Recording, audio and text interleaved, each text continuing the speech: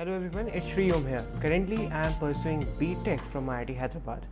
आज की इस वीडियो में हम ये बात करेंगे कि IIT की प्रिपरेशन कैसे करें, क्यों करें एंड जो स्टार्टिंग मोटिवेशन अगर आप 9th 10th 11th में हैं तो वो कैसे प्राप्त करें, because that is the most important. Channel का भी मेन उद्देश्य यही है कि हम जो आपके आने वाले IIT के बच्चे हैं उनके सफ़र को और ज़्यादा स्ट्रीमलाइन करें और कुछ मोस्ट इंपॉर्टेंट टिप्स शेयर करें जो हमने यूज़ की थी हमारे टाइम पर। वीडियो आपके और आपके गार्जियंस के लिए एक रेफरेंस वीडियो साबित हो, इसकी पूरी कोशिश रहेगी।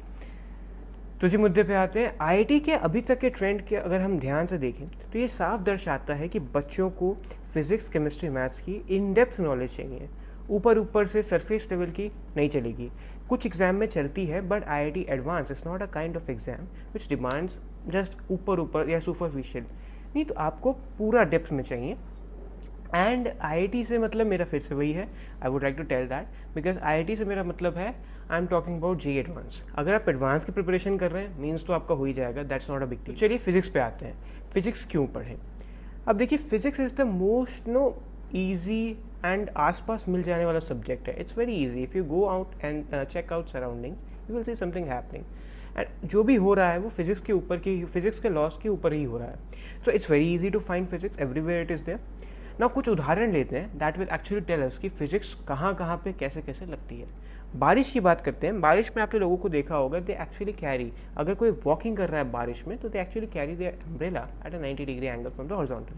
बट अगर कोई बाइक पर है या किसी वेलोसिटी पे चल रहा है लाइक 40 किलोमीटर 30 किलोमीटर, तो उस समय वो अपने अम्ब्रेला के एंगल को एक एंगल पे रखता है अम्ब्रेला को। Actually they tilt because they know, उनके तजुर्बे से उनको पता है कि अगर बारिश से बचना है तो वी हैव टू टिल्ट। तो ये कैसे हो रहा है? ये फिजिक्स में अगर आप आएंगे तो रिलेटिव वेलोसिटी और फ्रेम ऑफ रेफरेंस के कंसेप्ट है, उससे हम इसको समझ सकते हैं। बिकॉज आपके फ्रेम ऑफ रेफरेंस से देखा जाएगा तो पानी को दो वेलोसिटी इम्पार्ट होगी, एक जिससे खुद आ रहा था और एक आपके अपोजिट में। तो that's why it creates an angle और उसी एंगल पे आपको रखना पड़ता है। दूसरी बात करेंगे स्पोर्ट्स में। स्पोर्ट्स में क्रिकेट की अगर मैं बात करूं तो हम कहते हैं कि जब भी बैट्समैन 45 डिग्री पे हिट करता है तो he must get a maximum range at that point. ये इसलिए भी है क्योंकि हमने प्रोजेक्टाइल मोशन में पढ़ा है कि अगर कोई पॉइंट ऑब्जेक्ट है तो उसकी जो रेंज मैक्सिमम आएगी वो 45 डिग्री एंगल पे आएगी। बट स्पोर्ट्स में ही एथलीट में एक और गेम है, जैवलिन की बात करें। हमारे नीरज चोपड़ा साहब ने हाल ही में गोल्ड जीता था ओलंपिक में। तो वो जो जैवलिन थ्रो करते हैं they actually do not throw at 45 degree angle, वो 36 या 38 डिग्री पे करते हैं। तो अब आप कहेंगे कि ऐसा क्यों, इसमें अलग क्यों? दैट इज़ बिकॉज कि आपकी जो जैवलिन है उसका मोमेंट ऑफ इनर्शिया मैटर करता है। It's not a point object, आप उसको पॉइंट ऑब्जेक्ट की तरह ट्रीट नहीं कर सकते, अच्छा खासा बड़ा है। सो एट दैट पॉइंट आप जब मोमेंट ऑफ इनर्शिया को इंक्लूड करेंगे तो दैट मीन्स कि रोटेशन मोशन भी हो रहा है। और आपने देखा होगा जैवलिन को जब आप फेंकते हैं तो एक अपवर्ड ट्रेजेक्टरी पे जाता है, बट जब नीचे आ रहा होता है तो डाउनवर्ड ट्रेजेक्टरी से आ रहा होता है। तो दैट क्लियरली शोज कि जो जैवलिन है वो हवा में रोटेट की है। अब उसकी वजह से ड्रॉप डाउन करना पड़ता है हमारे एंगल को, अगर हमको मैक्सिमम रेंज चाहिए। अगर अभी भी 45 डिग्री पे भेजेंगे तो मैक्सिमम नहीं मिलेगी, ऊंचाई आएगी लेकिन वो नीचे गिर जाएगा। तो दैट इज़ द पॉइंट। अब एक और एग्जाम्पल लूँ, ये एक डेली लाइफ का एग्जांपल नहीं है बट इट हैपन्स। सो अगर आपने कभी वीडियोस देखी हो यूट्यूब पे या कहीं और, तो बॉम्ब एक्सप्लोजन्स होते हैं। तो बॉम्ब एक्सप्लोजन्स जहाँ भी हो रहे होते हैं उनसे लाइट पहले आ जाती है एंड शॉक वेव जो होती है उसको आने में टाइम लगता है। You can check out the videos on YouTube. Actually it is all just because of the जो स्पीड ऑफ लाइट है वो 3 लाख किलोमीटर पर सेकेंड है, जो साउंड की स्पीड है एयर में दैट इज़ नियरली 340 मीटर पर सेकेंड। तो इट्स अ ह्यूज डिफरेंस। और अगर आपको पता है डिस्टेंस ट्रेवल करनी पड़े तो पहले कौन आएगा?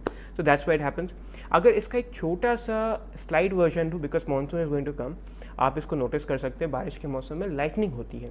अब जब लाइटनिंग होती है तो लाइट पहले दिखती है एंड जो साउंड होती है, जो एक गरजने की आवाज़ होती है, वो थोड़ी देर में आती है। That's all just because of the same thing कि इलेक्ट्रोमैग्नेटिक वेव है लाइट, तो उसकी स्पीड 3 लाख किलोमीटर पर सेकेंड होगी और आवाज़ की वही 340 मीटर पर सेकेंड होती है। तो दैट्स द थिंग। एक और बहुत ही इंटरेस्टिंग एग्जाम्पल है, हो सकता है आप इस वीडियो को देखते वक्त उसका मज़ा भी उठा रहे हो, जूस पी रहे हो। तो देखिए, जूस पीने के एक साइंस को भी समझते हैं, यहाँ पे फिजिक्स लग रही है। आप अपने मुंह में सक्शन की वजह से लो प्रेशर एरिया क्रिएट करते हैं, low pressure area with respect to the atmosphere. तो क्या होता है, it's a pressure difference create हो गया। तो हमको पता है कि कोई भी चीज़ normally traditionally high pressure high potential से लो पोटेंशियल की तरफ फ्लो करता है। तो इवन यहाँ पे क्या होता है, एटमॉस्फेरिक प्रेशर ढकेलता है जूस को कि भाई तुम वहाँ जाओ जहाँ पे कम है। तो दैट्स वाई द फ्लूइड जो जूस है वो फ्लो करता है हमारे मुंह तक एंड उसकी वजह से मज़ा उठा पाते हैं। तो द पॉइंट इज़, अगर एटमॉस्फेयर नहीं होता तो आप कोई प्रेशर डिफरेंस क्रिएट नहीं कर पाते सक्शन से। तो आप जूस नहीं पी पाते, तब आपको ग्रेविटी की मदद लेनी पड़ती है जूस पीने के लिए।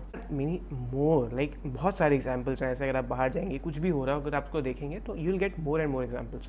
फिजिक्स हर जगह इन्वॉल्व होती है, तो दैट इज़ दैट। अब आते हैं भाई फिजिक्स में हमें क्या पढ़ना है, सो दैट इज़ कि हम क्या पढ़ेंगे। So see we have some 6 to 7 sub parts of physics which we should study before going for BTech, and that's all we have in our syllabus as well. तो मैं पहली बात करूँ mechanic की। मैकेनिक का वेटेज 25 से 30% का होता है। टाइम लगता है, 4 महीने लगेंगे पढ़ने में, but it is the most 25 से 30% है। आप इसके वेटेज को समझ सकते हैं, इट्स क्वाइट हैवी। आप इसको कर ही लेंगे, अगर नहीं करेंगे तो it's very difficult to score marks. इसके बाद जो है थर्मोडायनेमिक्स है। थर्मोडायनेमिक्स का 8 से 12% का वेटेज रहता है। वेटेज कम है, बच्चे मिस करने की कोशिश करते हैं, स्किप करने की कोशिश करते हैं, बट आई विल टेल कि आप जैसे ही आगे आएंगे बीटेक में या मास्टर्स में, so you will see that thermodynamics का यूज़ बहुत ज़्यादा है। जहाँ भी हीट और वर्क का कहीं भी फ्लो या कुछ भी इंटरेक्शन हो, थर्मोडायनेमिक्स के लॉ आ जाते हैं। तो इट इज़ मोस्ट ये बहुत ही ज़्यादा कॉमन है। तो अगर आप इसको भी मिस कर रहे हैं तो बाद में आपको पढ़ना ही पड़ेगा, तो उससे अच्छा अभी आप पढ़ लीजिए, नंबर भी ले आइए, क्या ही दिक्कत है। अच्छे बात। अगले टॉपिक पे आते हैं, दैट इज़ इलेक्ट्रोस्टैटिक। 5 से 8% का वेटेज है, बच्चे स्किप करेंगे, but I would tell you कि इलेक्ट्रोडायनेमिक इसी के बेस पे है और उसका परसेंटेज 15% का वेटेज है। तो अगर आप इसको नहीं करेंगे तो इलेक्ट्रोडायनेमिक के करंट इलेक्ट्रिसिटी के कुछ क्वेश्चंस को छोड़ के आपसे कुछ नहीं होने वाला। तो if you want to score electrodynamics में तो you need to go for electrostatics as well. आपको दोनों पढ़ना पड़ेगा, तभी आपको मिलेगा। इसके बाद है मैग्नेटिज्म। मैग्नेटिज्म का 15% का वेटेज रहता है एडवांस में। सो मैग्नेटिज्म क्या है, बहुत ही इंटरेस्टिंग टॉपिक है। हम सब लोग मैग्नेट से खेले होते हैं बचपन से, तो उसको पढ़ने में मज़ा आती है, उसको समझने में मज़ा आती है। तो that is a different kind of thing. Then आते हैं ऑप्टिक्स पे। ऑप्टिक्स 8% का वेटेज है, इट्स क्वाइट लेस, क्योंकि चैप्टर भी 2 ही हैं इसमें। बट सी इसमें जो है, इसकी खासियत ये है कि आप इसको कभी भी पढ़ सकते हैं। It is most isolated topic. इसमें ज़्यादातर दूसरे टॉपिक्स की ज़रूरत नहीं पड़ती है। बेसिक मैथ्स है तो आप इसको कर सकते हैं। तो अब इसको आप स्टार्टिंग में भी कर सकते हैं, एंड में भी कर सकते हैं, या मिडिल में भी कर सकते हैं। तो that is the flexibility provides जो ऑप्टिक्स प्रोवाइड करती है हमको। So that is the kind of thing. आप ऑप्टिक्स कभी भी पढ़ सकते हैं, बट क्या you should be studying, because 8% है, कम है, लेकिन या you should be studying. It's a nice topic.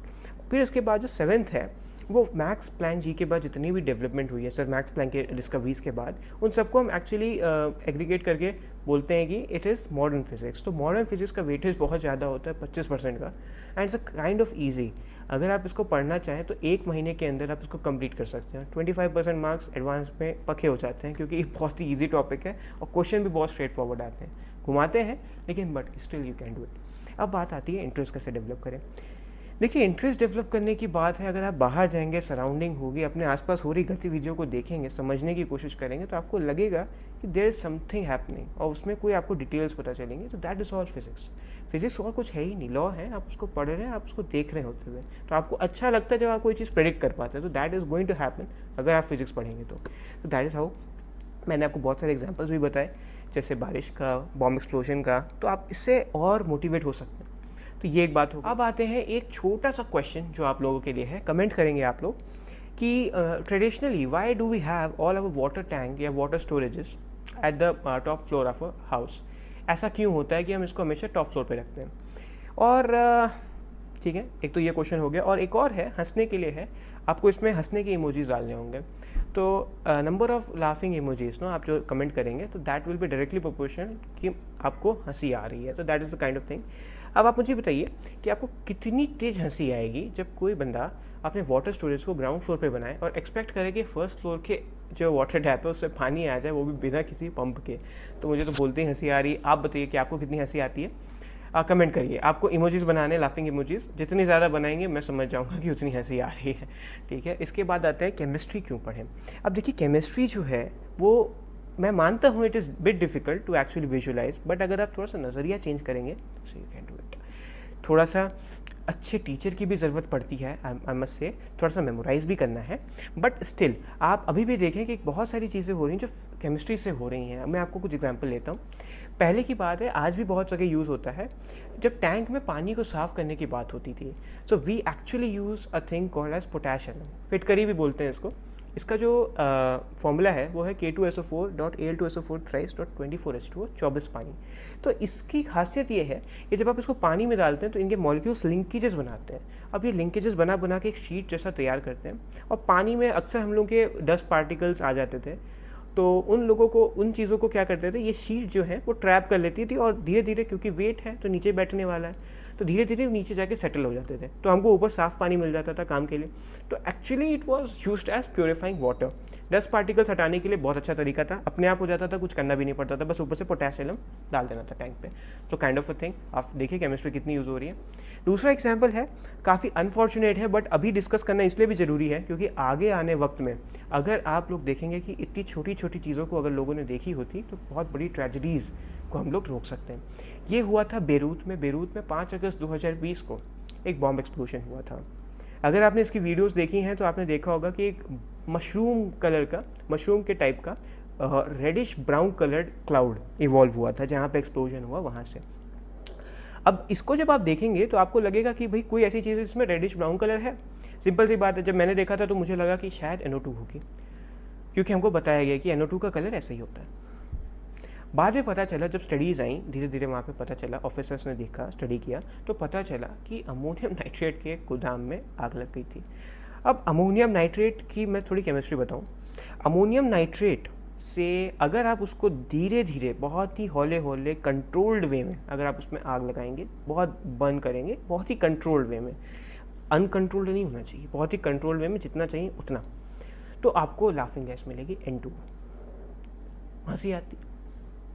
अगर आप इसको यूज़ करेंगे खेती में तो फर्टिलाइज़र के तौर पे यूज़ किया जाता है फसल उगाने में, तो फूड प्रोडक्शन बढ़ा सकते हैं। लेकिन इसमें छोटी सी गलती, अगर अनकंट्रोल्ड लेवल में आपने बहुत सारी आग लगा दी तो फिर एक्सप्लोजन हो जाता है।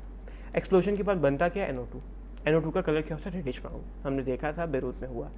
अब बात बताई गई थी कि जो यहाँ पे स्टोर किया गया था अमोनियम नाइट्रेट वो एक्चुअली सीज़ किया गया था 9 साल पहले। तो अब किसी को पता होता कि इतनी डेंजरस चीज़ है तो उसको थोड़े और केयर से स्टोर करना चाहिए था या इसको यूज़ कर लेना चाहिए था। भाई काम अच्छे के लिए जा रहा होगा, ठीक है। तो यहाँ पे देखिए, कभी कभी साइंस का पता होना इज़ वेरी इंपॉर्टेंट। नहीं पता होगा ट्रेजेडी हो जाएगी, फिर बुरा लगेगा। तो अगर आपको बिफोर हैंड पता है तो आपको पता है इसको कैसे अवॉइड करना है। अगले एग्जाम्पल पे आते हैं, अल्कोहल की बात करेंगे। अल्कोहल बनाया कैसे जाता है? शुगर केन से। लास्ट बहुत सारे प्रोसेस होते हैं शुगर केन को प्रोसेस करने के बाद। लास्ट प्रोसेस में जो आते हैं हम लोग को एक लिक्विड मिलता है। ये एक तरह का मिक्सचर है। मिक्सचर में होते हैं जो मेन कंस्टिट्यूएंट हैं वो है ethanol, methanol and isopropyl alcohol. तो अब ये जो 3 चीज़ें हैं इनमें से मैं बता दूँ, मेथेनॉल जहर है, दिक्कत देता है, मार देता है। एथेनॉल जिसको यूज़ किया जाता है मेडिसिन के तौर पे और कुछ लोग ड्रिंक में यूज़ करते हैं। आइसोप्रोपाइल अल्कोहल ये आजकल क्योंकि कोरोना आया था तो हम लोग हैंड सैनिटाइजर यूज़ कर रहे थे, उसमें आइसोप्रोपाइल अल्कोहल का यूज़ किया जाता है। अब बात ये है, जो मिक्सचर है उनमें ये तीनों हैं बट हमको सेपरेट करना है। मेथनॉल जहर है, हम यूज़ नहीं कर सकते, एथेनॉल को पीना है, आइसोप्रोपाइल को यूज़ करना है दूसरी चीज़ में। तो अब इनको सेपरेट करेंगे। हम यूज़ करते हैं फ्रैक्शनल डिस्टिलेशन मेथड, ये आपको पढ़ाया जाएगा केमिस्ट्री में आप जब जाएंगे। यहाँ पे बेसिक्स ये है कि बॉइलिंग पॉइंट, क्योंकि सब चीज़ का अलग अलग है तो अलग अलग टाइम पे अलग अलग टेम्परेचर पे बॉयल होंगे और इवेपोरेट होकर अलग आ जाएंगे। तो देखिए यहाँ पे खासियत ये है कि इन तीनों का जो बॉइलिंग पॉइंट है बहुत ही आसपास है। मैं अगर बात करूँ, मेथनॉल का 65 है और एथेनॉल का 78 डिग्री सेल्सियस है, आइसोप्रोपाइल अल्कोहल का 83 डिग्री सेल्सियस है। अब आप देखिए बहुत आसपास है, तो आपको बहुत ही ध्यान से इसको टाइम देना पड़ेगा कि भाई सारा इवेपोरेट आके आ जाए, फिर अगले वाले पे जाएंगे। बट कभी कभी लोग जल्दीबाजी करते हैं। आपने देखा होगा, कहीं सुना होगा कि जहरीली शराब पी के लोगों की डेथ हो जाती है। सो वो और कुछ नहीं है, मेथनॉल रह गया था उसमें और उन्होंने पी लिया। तो प्योरीफिकेशन इज़ वेरी इंपॉर्टेंट।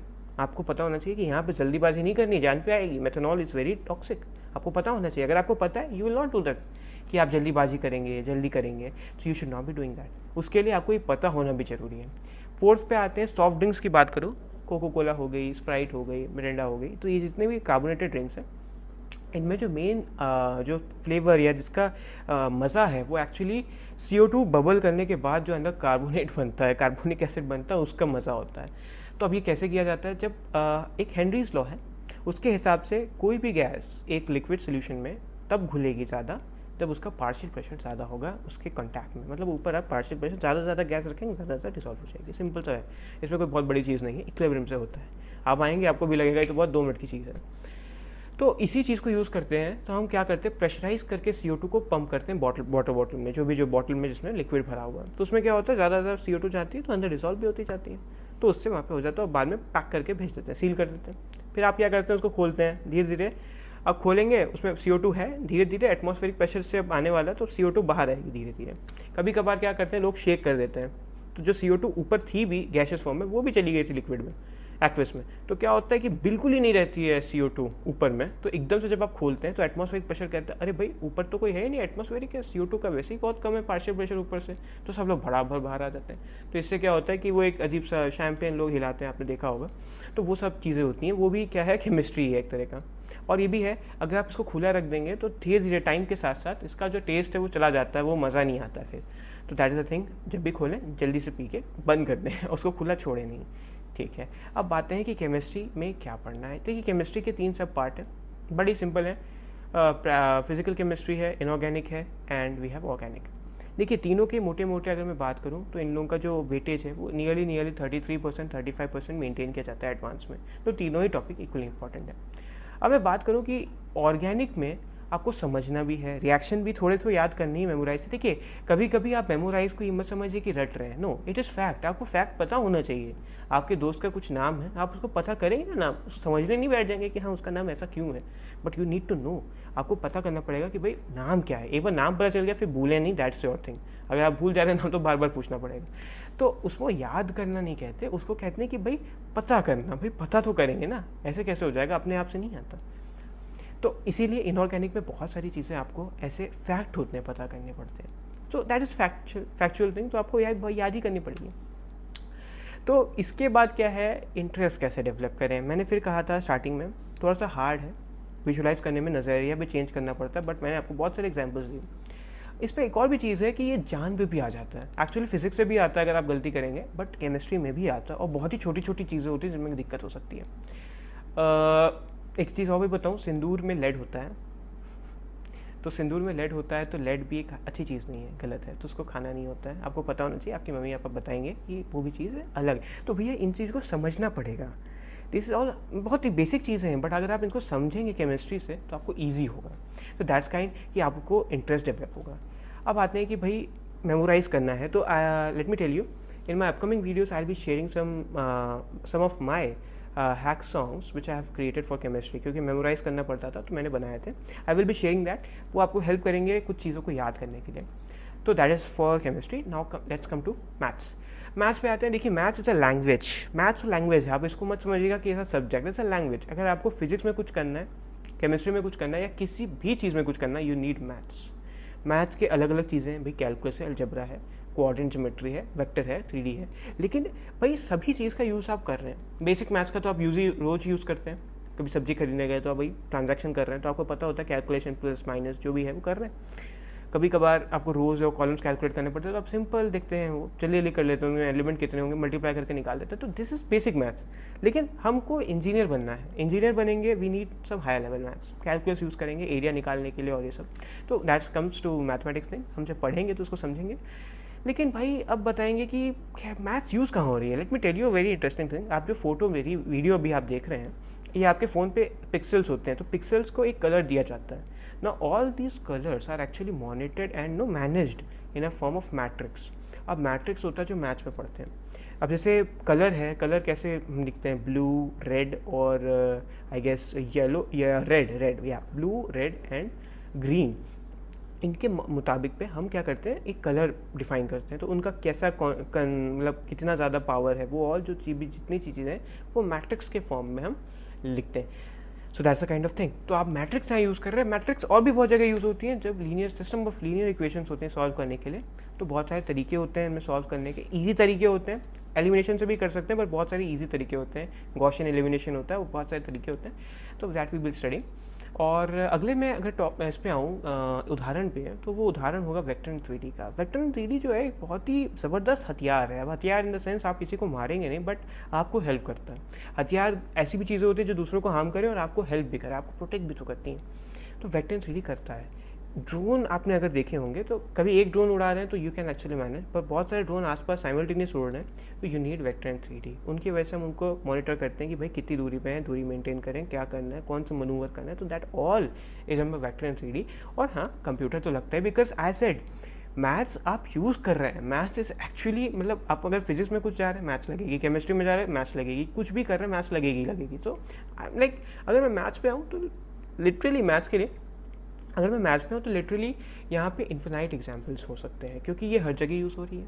अगर आपको फिजिक्स में कुछ करना है मैथ्स लगेगी, केमिस्ट्री में मैथ्स, किसी भी चीज़ में मैथ्स लगेगी ही लगेगी। फिजिक्स में बताऊँ, कैलकुलस का बहुत अच्छा यूज़ है, आपको पता होना चाहिए। वेक्टर का भी बहुत ज़्यादा है, हम इसको पढ़ाते भी हैं पहले। और केमिस्ट्री में जो केमिकल काइनेटिक्स है, फिजिकल पार्ट है फिजिकल केमिस्ट्री का, उसमें मैथ्स बहुत ज़्यादा यूज़ होती है। तो या मैथ्स इज़ वेरी इंपॉर्टेंट। और मैथ्स में पढ़ना क्या है, देखिए वेक्टर एंड 3D का जो वेटेज है वो 10% का होता है, and it's a very good topic, physics में यूज़ हो रहा है, and it's a very very visualise वाला टॉपिक है। वेक्टर 3D पढ़ना बड़ा ही आसान है, पढ़ेंगे तो बहुत मज़ा आएगी। कैलकुलस की बात करें 20% का वेटेज है, कभी कभी 25% तक भी जाता है, ऐसा नहीं है। बट कैलकुलस में क्या है, थोड़ा सा समय लगता है, it needs little bit of time, but it's very easy and actually मज़ा आता है इसको पढ़ने में। अगर आप जब चाहेंगे, इसमें बहुत सारे क्वेश्चंस होते हैं, बहुत सारे घोड़े वाला एक क्वेश्चन था जो मेरा बहुत ज़्यादा फेवरेट था, कभी आगे होगा तो मैं ज़रूर उसका जिक्र करूँगा। तो दोज आर लाइक क्वेश्चन जो आपके दिल में अभी भी रहते हैं, मेरे अभी भी है, क्योंकि मज़ा आया था वो क्वेश्चन करने में।